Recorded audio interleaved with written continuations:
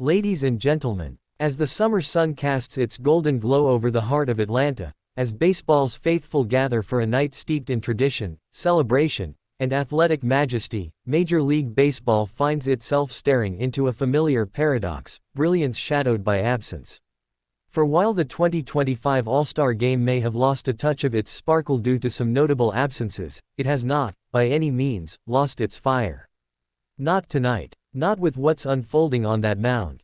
Because when the lights go up at Truist Park, when the anthem fades and the roar crescendos, two titans will take center stage, each carrying with him not only the hopes of his league, but the full weight of expectation. Paul Skenes, Tarik Skubal, two names that may one day be etched in the pantheon of pitching legends, and tonight, they write the next chapter. This isn't just another All-Star Game. This is the meeting of present power and emerging promise. The reigning Cy Young, the roaring phenom. It's Skubal versus Skenes, velocity versus virtuosity. The National League, armed with its youthful ace from Pittsburgh, throws forward the fireballer who, in only his second season, has captured the nation's imagination. Paul Skenes has done more than earn a spot, he has demanded it. With triple-digit heat and command that belies his years, he has turned the Pirates from a punchline into a powerhouse. His mound presence is magnetic, his delivery mechanical and yet poetic. Fans don't just watch Skenes, they orbit him. And across the diamond, the American League counters with the undisputed best arm in baseball. The king of control, the maestro of movement, Tarik Skubal has not simply pitched well, he has dominated. He hasn't just won, he has redefined excellence. From start to finish this season, he has dismantled hitters, reduced lineups to whispers, and turned every fifth day into a masterpiece.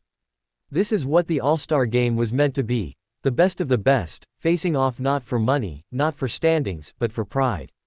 For the spectacle, for the sheer love of the game. And yet, we'd be remiss not to mention the shadows that loom at the edges of this night. Because while we gain this gladiatorial duel on the hill, we lose the familiar faces of stars who chose rest over representation. Chief among them, Zack Wheeler, the 35-year-old veteran, the cerebral surgeon of the Philadelphia Phillies rotation, who opted to recharge rather than rejoin his All-Star brethren. Wheeler, who last towed the rubber just days ago against San Diego, made the calculation, his body over the moment. His future over the pageantry. And who could blame him? At his age, with October in his sights, preservation is strategy. But still, his absence echoes. Still, fans wonder, what if? Because had Wheeler chosen to suit up, the National League would have faced a conundrum. A classic baseball debate, numbers versus narrative, results versus resonance. Wheeler, statistically speaking, has had perhaps the more impressive first half. Dominant outings, lower era, higher WAR, a craftsman with a history. But then, there's Skenes, not just a pitcher, but a phenomenon.